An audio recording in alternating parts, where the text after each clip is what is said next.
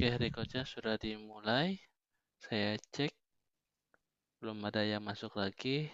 Oke, kita lanjutkan ya. Sambil nunggu nanti kalau ada yang masuk saya accept. Oke, assalamualaikum warahmatullahi wabarakatuh. Selamat malam semuanya. Nah, Waalaikumsalam Waalaikumsalam warahmatullahi warahmatullahi wabarakatuh. Malam, wabarakatuh. Pak. Malam, Pak. oke, alhamdulillah kita ketemu kembali walau secara online untuk malam hari ini masuk di pertemuan ke-7. Kita akan bahas RPA. Di mana ini pertemuan terakhir sebelum UTS. Nah, minggu depan kita UTS. Nanti UTS-nya online, kemudian presentasikan proyek otomasinya per kelompok. Jadi disiapkan untuk file PDF, Word atau PPT-nya, presentasi masing-masing kelompok. Oke, untuk malam ini RPA slide materinya sudah saya postkan di kampus beserta juga untuk penugasannya. Bisa kalian baca, pahami, kalau ada yang mau ditanyakan, monggo silakan. Ini bobot penilaian untuk mata kuliah ini dan kontrak perkuliahannya. Saya masih mencari narasumber. Narasumbernya belum saya dapatkan. Nanti kalau sudah ada saya informasikan. Kalau dari sisi kalian, kalau misalkan sudah dapat, info akan aja ya. Kemudian malam ini terakhir sebelum UTS, minggu depan kita UTS. UTS-nya online. Mohon maaf, saya belum bisa ke kampus. Jadinya kita online. Kemudian nanti UTS-nya mempresentasikan proyek otomasi kalian per kelompok. Kelompoknya bisa sendiri, berdua, bertiga, berempat, maksimal berlima. Jadi disiapkan untuk PPT, PDF, ataupun Word-nya untuk presentasi proyek kalian. Oke, dari sini ada yang mau ditanyakan mungkin sebelum saya lanjutkan? Suara saya jelas tidak? Halo, terdengar tidak suara? Oke. Oke, kalau misalkan tidak ada yang ditanyakan, saya akan melanjutkan. Oke, kita malam hari ini akan kita bahas apa itu RPA. Nah, RPA sendiri merupakan robot proses otomasi, di mana ini merupakan salah satu teknologi otomatisasi, di mana nantinya kita bisa membuat robot, namun bukan berupa fisik tapi virtual. Nah, robot ini nanti bisa bekerja seperti layaknya manusia sedang bermain komputer. Nah, di mana bisa menggerakkan aplikasi baik itu desktop ataupun web. Jadi proses bisnisnya dia akan mengotomatisasikan interaksi dengan UI yang ada di desktop. Bisa berupa aplikasi desktop ataupun aplikasi web, di mana akan meniru aktivitas manusia di dalam komputer. Namun perbedaannya di sini waktunya lebih cepat dan akurasinya 100%. Seperti itu. Beda kalau manusia mungkin lambat, klik, pilih, ketik, ya. Kalau robot langsung satset seperti itu. Jadi CRPA ini merupakan software robot atau orangnya nyebutnya cobot atau sebagai bot yang mampu meniru aktivitas manusia di dalam komputer dengan kecepatan dan akurasi 100%. Kemudian si bot ini layaknya seperti manusia, jadi dia pertama kali mungkin mau masuk dengan login, mengisikan username, password, klik login.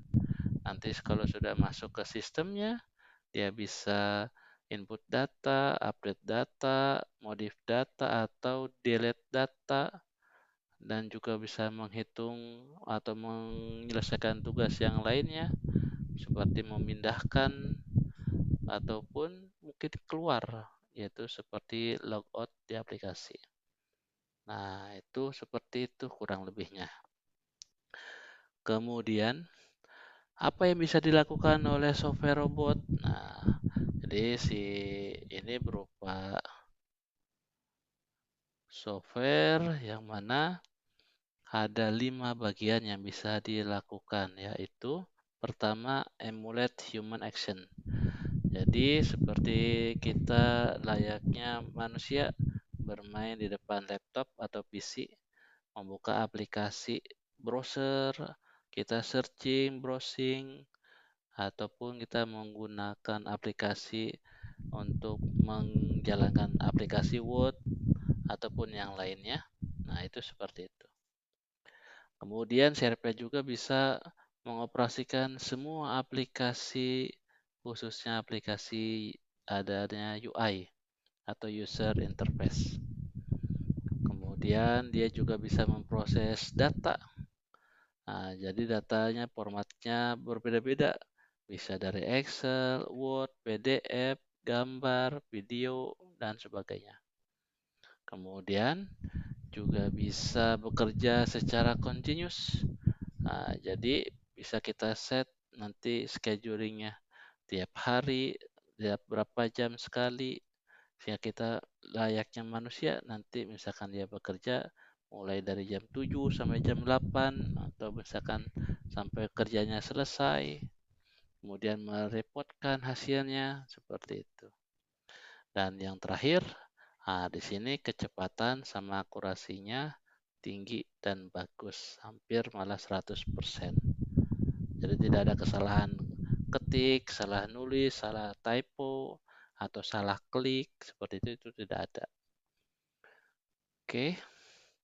Kemudian contohnya ini misalkan diawali dari login. Nah, misalkan ke aplikasi email. Nah, itu dimasukin username-nya, password-nya, klik login. Nah, sama seperti layaknya manusia. Nah, ini robot juga bisa melakukan itu. Kemudian nanti kalau sudah bisa masuk, nah kemudian kita bisa ngirim email atau baca email, kemudian bisa pindah-pindahin email, menghapus email, ataupun mengekstrak isinya email, ada berupa PDF, zip-zipan, atau gambar, atau video, dan sebagainya. Nah, selain itu juga bisa melakukan perhitungan. Nah, misalkan menghitung apakah sudah penuh atau tidak, dan sebagainya. Kemudian, proses apa saja yang bisa diotomatisasi? Nah, prosesnya ini yang saya tunjukkan di perusahaan. Jadi, ini ya mulai pertama yang sering digunakan robot itu di HR. Mulai dari rekrutmen, ataupun untuk data absensi, entry data, atau untuk paklaring, atau ada sistem absen, dan sebagainya. Kemudian di bagian supply chain atau produksi juga bisa dibuatkan robot tuh. Biasanya kalau misalkan untuk nerima email dari supplier, work order, atau invoice, atau inventory manajemen datanya. Nah, kemudian di bagian finance and accounting juga sama. Dari data sales order, atau report, atau collection. Nah, dan juga di bagian IT tentunya. Nah, IT itu tahu sendirilah kerjaannya, biasanya dia membackup, service atau memaintain server ataupun memonitor. Kemudian ada password atau email protection, ataupun ada monitoring antivirus atau virus. Nah, itu bisa digantikan nantinya sama robot yang biasa dilakukan oleh manusia. Karena kerjaannya banyak, bisa kita permudah. Salah satunya pekerjaannya bisa kita gantikan dengan menggunakan robot. Nah, jadi robot itu sebagai anak buah kita, namun nggak terlihat bentuknya, fisiknya nggak terlihat seperti itu. Kemudian apa saja yang bisa dilakukan RPA bagi bisnis? Nah, khususnya kalau misalkan kita ingin menghasilkan cuan. Nah, di RPA ini juga bisa. Nah, kita lihat ada 4 hal segi dalam pembuatan RPA. Yang pertama, yang biasanya dilakukan tugas repetitif yang sifatnya sering berulang-ulang tiap hari. Biasanya kalau misalkan ada admin yang ngolek data, ngambil data, ngolah, kemudian simpan, kemudian kirim. Nah, itu bisa kita lakukan dengan menggantikan robot ataupun yang implementasi yang relatif cepat, contohnya yang IT untuk scanning, backup, kemudian juga proses untuk ada maintain server. Nah, itu bisa dilakukan oleh si robot. Kemudian juga yang mempunyai skalabilitasnya. Nah, ini disesuaikan nanti skala penggunaannya, apakah masif atau tidak. Dan yang terakhir yang untuk sering digunakan untuk resistensi karyawan. Nah, sehingga nantinya bisa kita gantikan dengan menggunakan robot, di mana nantinya misalkan adanya pengurangan karyawan. Nah, karyawan ini khususnya yang biasa dilakukan tiap hari. Nah, ini bisa kita gantikan dengan menggunakan robot RPA. Seperti itu. Kemudian bagaimana tahapan pengembangannya kalau kita ingin mengembangkan RPA? Nah, pertama kali ini kita harus bisa mendiscovery. Nah, bentar, ada yang masuk.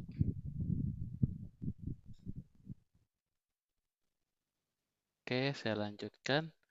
Nah, mendiscovery ini di ruang lingkupnya nanti RPA mau kita buat, dia mau ngapain. Nanti robotnya harus bisa apa. Nah, biasanya dilakukan orang, kita ingin buat robot supaya bisa sama melakukan hal tersebut. Nah, barulah nantinya kita buat spesifikasinya, kemudian kita build.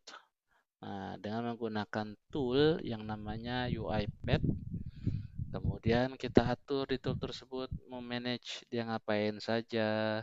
Kemudian kalau sudah, nah ketika kita mau manage, kita tidak bermain coding tapi bermain blok-blok diagram. Kemudian kita hubungkan alur kerjanya mau ngapain sama seperti layaknya manusia yang biasa dia kerjain apa saja. Kemudian baru kita runningkan. Nah, ketika kita runningkan, kita cek nanti trial and error, apakah sudah sesuai, apa ada yang belum sesuai. Nah, disinilah manusia atau si developer yang mengejudge, akan memvalidasi, memverifikasi. Kalau sudah sesuai, baru dia akan melakukan measurement, yaitu pengukuran, di mana robotnya nanti bisa kita ukur apakah sudah benar robotnya. Nah, bisa dilakukan mungkin sehari atau seminggu atau sebulan, tergantung nanti kebutuhannya. Oke. Kemudian proses perkembangan RPA sendiri di Indonesia seperti apa? Nah, di Indonesia sendiri ini sudah diterapkan khususnya di industri pemerintahan. Nah, karena kalau dari lihat laporan jurnal McKinsey dan Company di tahun September 2019, 16% aktivitas pekerjaan saat ini di Indonesia akan diotomatisasi. Nah, di tahun 2030. Sekarang aja 2025 sudah hampir sebagian, khususnya di dalam perbankan atau fintech, yaitu financial technology. Nah, ini nantinya sebanyak 23 juta pekerjaan akan hilang, yang mana akan digantikan oleh otomasi. Seperti itu. Jadi, kita harus siap-siap. Kita harus punya skill yang mumpuni untuk bisa bertahan, survive. Kita juga mampu untuk membuat RPA. Nah, ini saya ambil cuplikan di tahun sebelumnya, di mana saat Jokowi menjadi presiden. Nah, di sini si Kemenaker memprediksi ada 20.000 tenaga kerja digantikan oleh robot. Kemudian juga Ibu Sri Mulyani saat itu sebagai Menq, dia akan menggantikan proses akuntansinya dengan menggunakan robot. Dan sekarang sudah berjalan, khususnya di perbankan itu. Perbankan, ataupun di fintech, financial teknologi. Nah, kalau kalian sering bermain saham atau Bitcoin, nah itu bisa terlihat tuh. Nah, itu robot-robot dia yang akan melakukan pekerjaan yang tadinya biasa dilakukan oleh manusia, sekarang digantikan oleh robot seperti itu. Kemudian kalau semuanya pakai robot, apa pekerjaan kita sebagai manusia? Nah, jadi jangan takut itu. Bukannya kita mendeskripsikan hal ini, tapi kita anggap sebagai gelas kosong di mana nantinya kita harus bisa menambah wawasan, menambah ilmu lagi, skill dan sebagainya. Karena robot sendiri ini yang dibuat itu masih manusia, di mana dia mempunyai pekerjaan sesuai yang kita inginkan. Contohnya untuk mengoleksi data, mengentry data, ataupun storing file, di mana 100% fokus terhadap pekerjaan yang dia lakukan. Setelah itu, dia selesai. Nah, disinilah ada sisi manusia yang akan menjembatani dari robot tersebut, selanjutnya mau ngapain. Selanjutnya apa yang akan dilakukan, kemudian proses apa yang perlu dibutuhkan. Nah, si manusia inilah yang akan menjaga aktivitas tersebut. Seperti itu. Nah, ini kebutuhan RPA di luaran. Kalau di luaran sudah tahu, ini di RPA sendiri kalau kita punya sertifikat sudah diakui. Bahkan kalau di Australia, Kanada, Swiss, itu mereka membutuhkan orang-orang ataupun developer yang bisa menguasai RPA. Nah, bahkan ada di satu negara di mana dalam pemilihannya sudah menggunakan robot. Nah, jadi dia mungkin nanti suatu saat presiden ataupun perdana menteri itu digantikan oleh robot, mungkin ya, seperti itu. Dan ini masa depan untuk kedepannya, di mana nantinya akan diintegrasikan dengan artificial intelligence. Dan itu sudah mungkin belum sehebat atau sepemikiran nanti masa depan seperti apa. Nah, tapi sebagai kecil sudah diintegrasikan. Nah, salah satunya dengan computer vision di machine learning ataupun tentang data mining. Namun masih ada kelebihan dan kekurangannya, di mana kalau kekurangannya itu masih tergantung kepada hardware yang harus mempunyai GPA yang tinggi, memori dan prosesor yang bagus. Nah, kedepannya contohnya akan menghilangkan pekerjaan yang banyak orang, salah satunya yaitu perawat.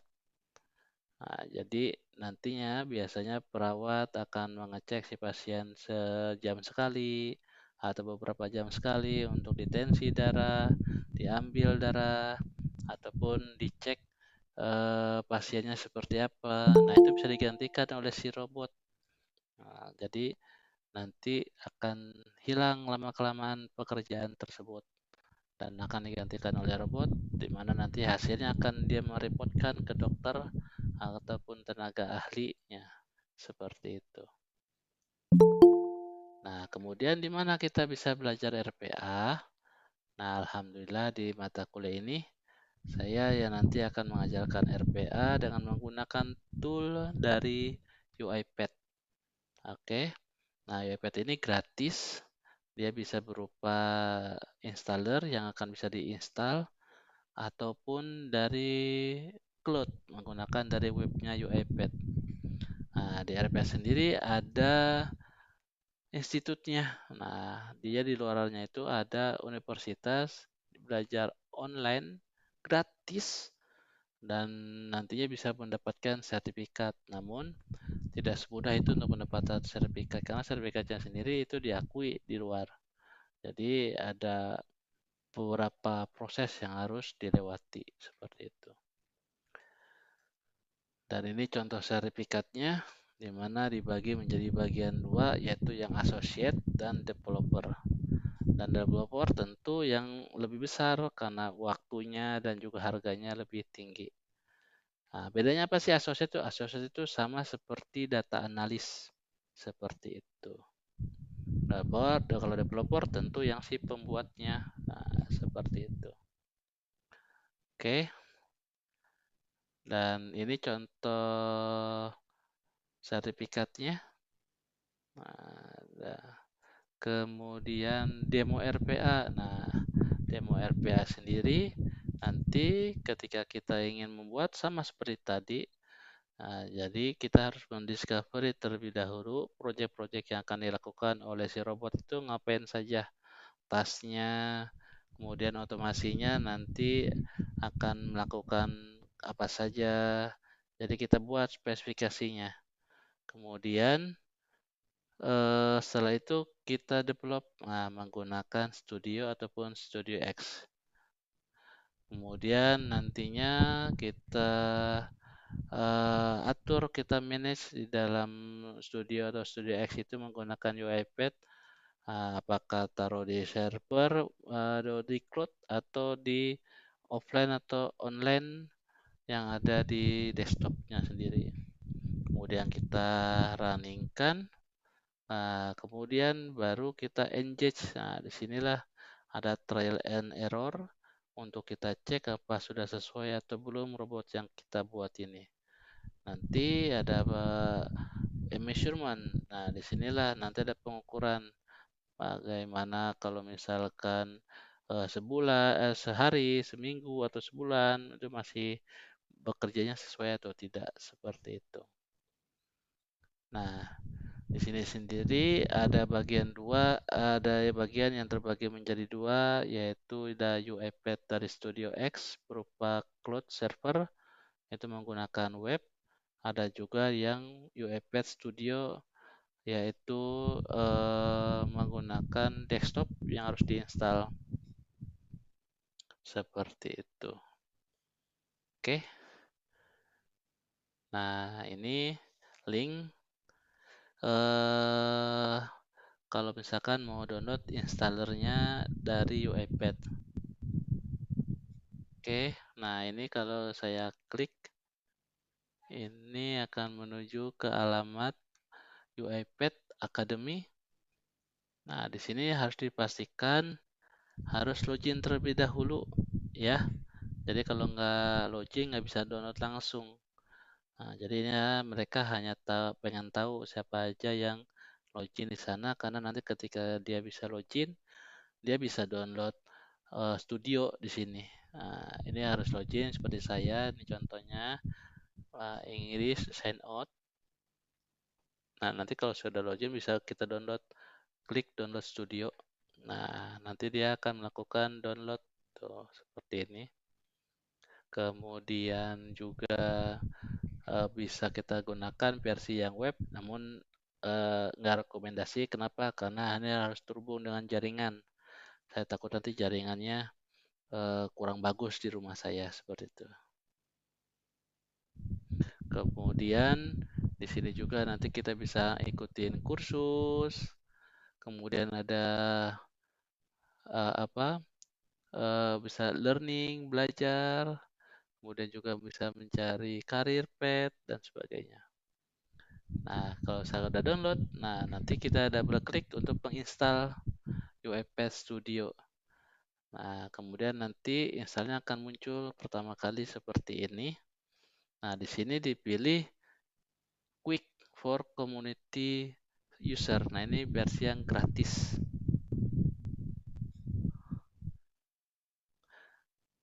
Kemudian jangan klik yang custom, karena itu yang berbayar. Enterprise ataupun advanced user itu yang berbayar.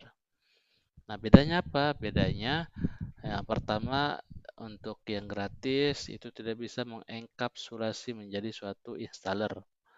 Kemudian yang kedua, tidak bisa menggunakan AI khususnya untuk computer vision ataupun machine learning ataupun artificial intelligence yang lain. Namun di sini nanti kita coba untuk buat robot-robot yang simple dulu, sampai nanti yang advance. Sebisa mungkin nanti saya menyampaikannya dengan cara yang mudah dan jelas, seperti itu. Kemudian diklik I accept dan klik install. Kemudian nanti akan jalan. Nah, ditunggu saja. Nah, ketika prosesnya sedang jalan, kalau muncul error ya, nah contoh seperti ini. Nah, ini harus ditutup terlebih dahulu browsernya. Oke, nanti kalau udah tutup dilanjut lagi klik OK. Tapi kalau nggak muncul ya abaikan saja. Nah, nanti sampai selesai muncul seperti ini, complete the UiPath setup. Nah, di sini bisa kita klik launch UiPath Studio. Nah, nanti dia akan jalan, atau bisa klik juga yang ada di desktopnya, yang ada di folder UiPath, yaitu UiPath Studio. Nah, nanti dia akan jalan pertama kali untuk sign in di aplikasi UiPath.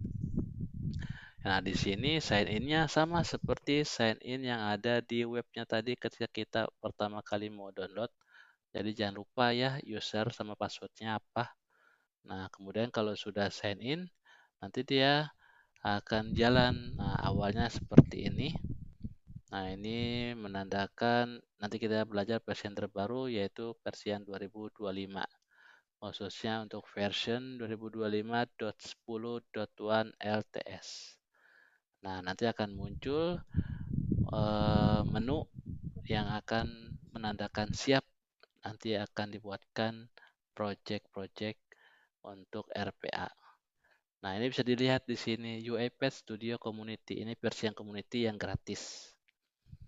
Oke, jadi pastiin kalian sudah menginstal. Nanti setelah UTS, nanti kita baru belajar bikin RPA terus. Oke, jadi pasti sudah bisa menginstal. Oke, itu tugas untuk malam hari ini, bikin video. Yaitu bagaimana cara instalasi UiPath Studio. Kalian postkan di YouTube, di media sosial kalian, ataupun media sosial yang lain. Nah, nanti linknya di copy pastekan di Word atau PDF, nanti dikirimkan di pertemuan ke-7 malam hari ini. Oke, monggo silakan kalau ada yang mau ditanyakan.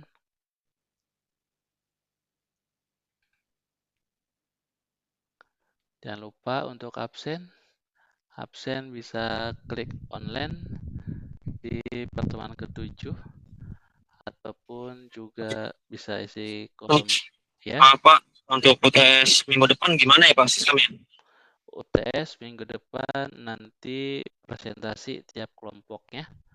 Kelompoknya bisa sendiri, berdua, bertiga, berempat, atau berlima, maksimal berlima. Nanti presentasiin proyek otomasinya yang mau dibuat apa. Nah, jadi disiapkan file PPT, PDF, atau Word-nya.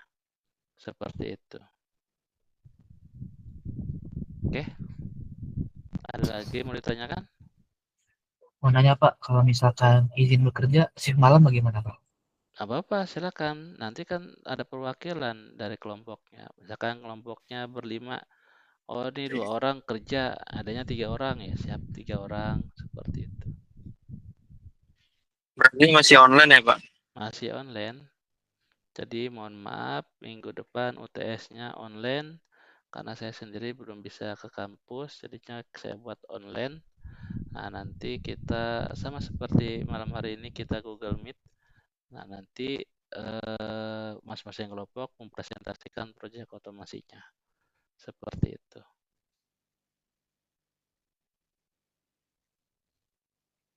Ada lagi? Monggo silakan. Izin Bapak, boleh share lagi Bapak tadi tugas untuk UTS besok? Tugas untuk UTS besok disiapkan file PPT atau Word atau PDF-nya untuk presentasi proyek otomasi kalian. Jadi proyek otomasinya itu berkelompok, bisa sendiri, berdua, bertiga, berempat, atau berlima. Maksimum 5 orang. Nah, seperti itu. Ada lagi yang mau ditanyakan? Monggo silakan.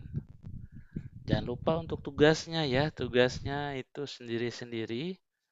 Oke, paling lambat sebelum UAS dipostkan di masing-masing tiap pertemuan. Masih lama, masih banyak waktu, tapi jangan sampai lupa. Hanya untuk UTS dan UAS yang berkelompok. Nah, minggu depan kita UTS berkelompok. Misalkan ada 5 orang, tinggal ditunjuk aja salah satunya siapa. Nah, kemudian nanti diambil temanya untuk proyek otomasi kelompoknya. Jadi tugas-tugasnya itu sebenarnya itu menyiapkan untuk proyek otomasi kalian yang mau dibuat itu seperti apa. Jadi sebisa mungkin sendiri-sendiri itu juga bisa. karena masing-masing orang punya proyek otomasinya sendiri-sendiri.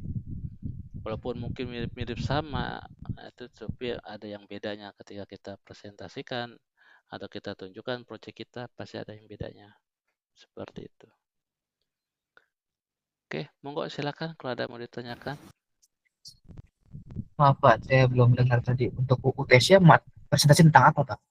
Presentasi tentang proyek otomasi yang mau dibuat. Oke. Oh berarti sesuai yang kayak tugas-tugas sebelumnya kan udah di itu Pak. Tinggal kita lanjutin aja ya Pak. Iya, tinggal disampaikan saja, dipresentasikan aja. Kisi-kisinya apa aja Pak? Apa aja yang perlu kita presentasikan? Berisinya buat desain dan perancangan proyek otomasi yang mau dibuat seperti apa. Ada contohnya nggak Pak? Contohnya ya tugas-tugas itu, contohnya buat pemodelannya seperti apa, kemudian konsepnya seperti apa, dibuatkan diagramnya. Jadi konsepnya sama seperti semester lalu yang full IoT ya Pak? Kurang lebih seperti itu. Oke baik. Kayak PPT aja Pak, perlu kita perlu sana ini. Ya, ada yang mau ditanyakan? Apa lagi? Kita hanya PPT-nya aja atau perlu tulisannya juga Pak? Ya, jadi disiapkan misalkan PPT-nya ya PPT-nya atau Word-nya atau PDF-nya. Yang jelas ada dokumen untuk menjelaskan, mempresentasikan proyek kalian. Sebisa mungkin lengkap, sebagus mungkin jelas, nah itu lebih bagus nilainya.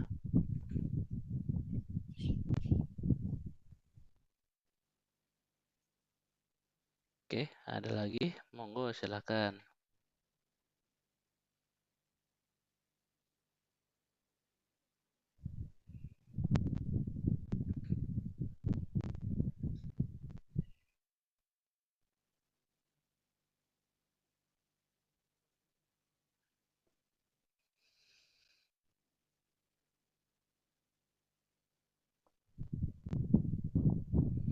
Nah, bila mana misalkan kalian, oh Pak, saya lupa belum absen. Saya nggak klik online, tapi klik link dari temen. Saya nggak isi kolom komentar, saya nggak klik absen. Nah, ini bisa dilihat rekamannya. Nah, karena kan saya rekam, nanti saya postkan di YouTube. Nah, di folder video, di tiap-tiap pertemuan ada itu. Nah, itu bisa dicek di sini. Ada nggak namanya? Nah, nanti kalau misalkan ada namanya, di screenshot aja untuk menandakan, oh saya sudah absen. Nah, seperti itu.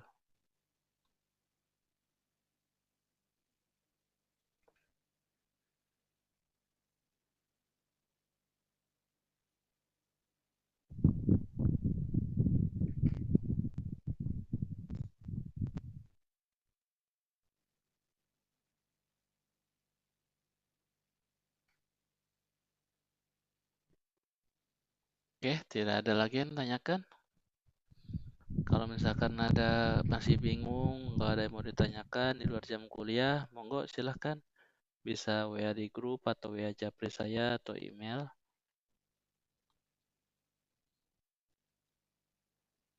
Kalau tidak ada, ya tutup untuk kuliah malam hari ini.